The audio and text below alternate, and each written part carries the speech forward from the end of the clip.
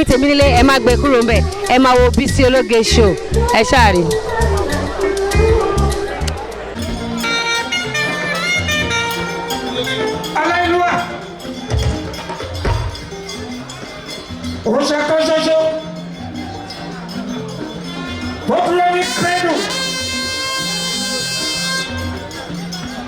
Your Excellency, Ademola Adeleke, baby, I know.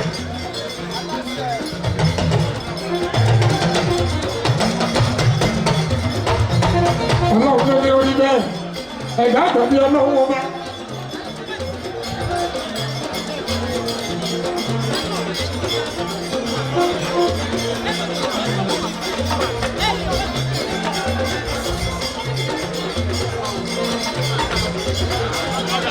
Ademola Adeleke, ọlọ́run tó ní orí bẹ́ẹ̀.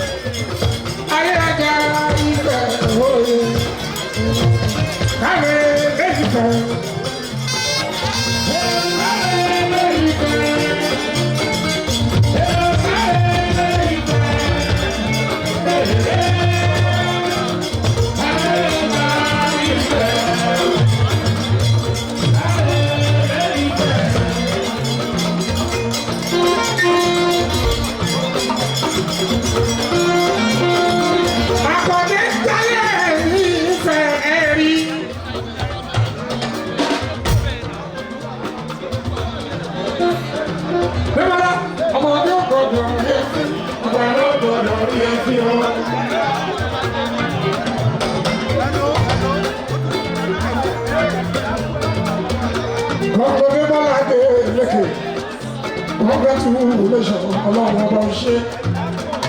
Ẹ̀dá ọ̀dà bí ọlọ́run ọba, bẹ́ẹ̀dá padà bí ọlọ́, ọmọ ẹ̀dá ó ní ìwájú Ademola.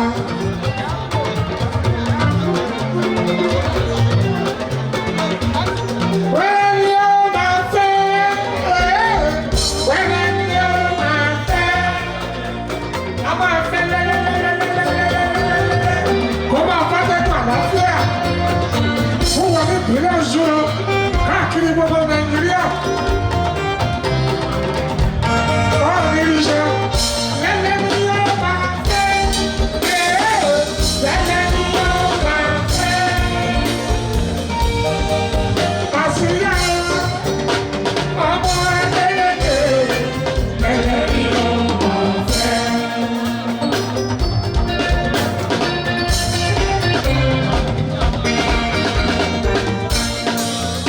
Títí Ademola Adeleke bẹ̀rẹ̀ ni ó máa fẹ́.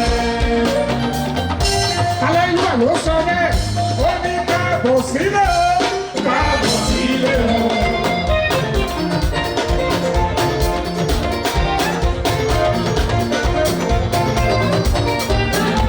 Ademola káàbọ̀ sílẹ̀ o, káàbọ̀ sílẹ̀ o. Ọmọ Adeleke, káàbọ̀ sílẹ̀ o. Ọmọ ìṣàkíyèsí rẹ̀, káàbọ̀ sílẹ̀ o. Ademola Jackson, káàbọ̀ sílẹ̀ o. Ẹ̀jẹ̀ mi ká lè lu ẹ̀jẹ̀, káàbọ̀ sílẹ̀ o. Olúborí mi lẹ́jẹ̀, káàbọ̀ sílẹ̀ o. Èkánná mi lẹ́jẹ̀, káàbọ̀ sílẹ̀ o. Ìdí àpọ̀lẹ́ mi lẹ́jẹ̀ gbogbo, káàbọ̀ sílẹ̀ o. Ademola Adeleke, káàbọ̀ sílẹ̀ o.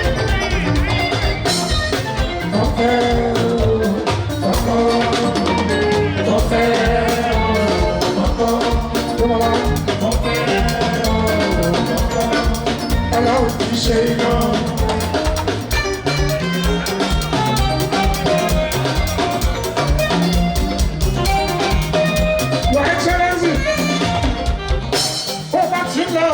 wọ́n ní ríṣà àti tìmí àpàlẹ̀ dání àìdẹ́wà sí wọ́n tó ṣiṣiṣiṣi.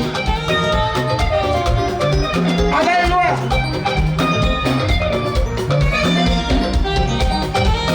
Aláìlúwà Ọ̀nìṣà Àkàndé kó kíákíá Àkàndé o.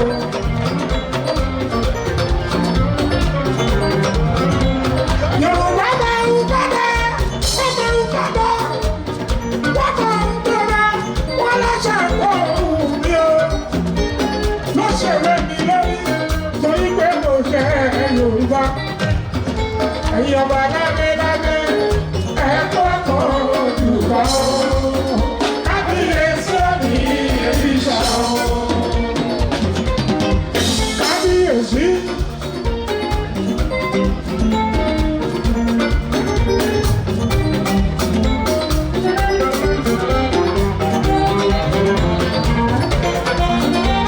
Ọ̀nìṣà.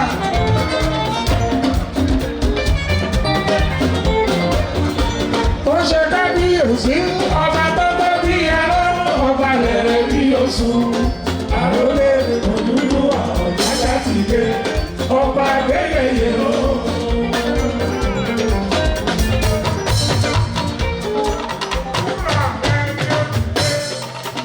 A kì í fi iṣẹ́ ìpèsè rọ́pò ẹni Ọ̀jájá múra rẹ̀ yé.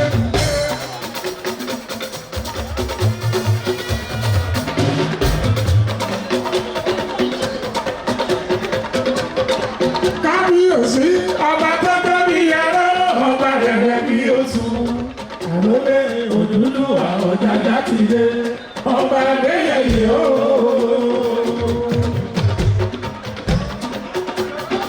Alábàbí lọ bá pa Àkàndé bá ń gbátúlé. Kábíyèsí òkú sí ọkọ̀ mẹ́rin àmì Ọ̀jájá. Àwọn kàmákò mi ìlú Kogi. Ọkọ̀ bẹ́ẹ̀ ló ń kẹ́ mi ọmọ wa. Lọ́kẹ́ Màdébí ìlú yìí. Ìyẹn mo nífẹ̀ẹ́ ààbò rẹ̀. Ọkọ̀ ṣe mi Ọ̀jájá. Aláìlúwà mi ọkọ̀ tèmi tọ́pẹ́. Ọkọ̀ tèmi ṣàfẹ́ àtẹ̀mí.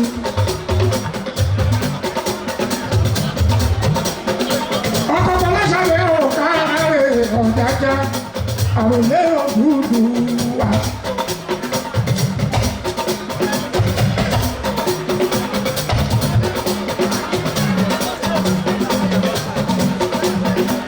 Alábàáfí lọ bá Àkàndé bá Àkàndé.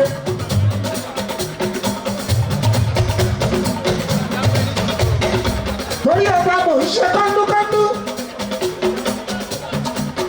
Ọba tó ní lẹ́yìn ká ṣe pa orí.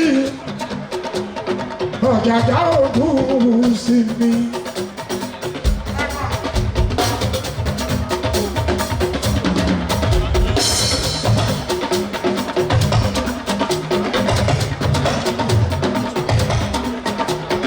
Ògúnwùsì ọba o, ọba o. Ẹ sọ fún wọn nílé alára, ẹ sọ nílé àjẹrò. Àrólé Odùduwà Ọ̀jájá ti dé ọba Adéyẹyè o.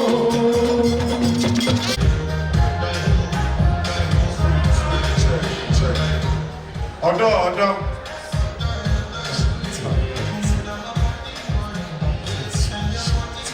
Thanks for watching this video. Please don't forget to click on subscribe button. Kindly comment and share. We drop new videos daily. Thank you. God bless you.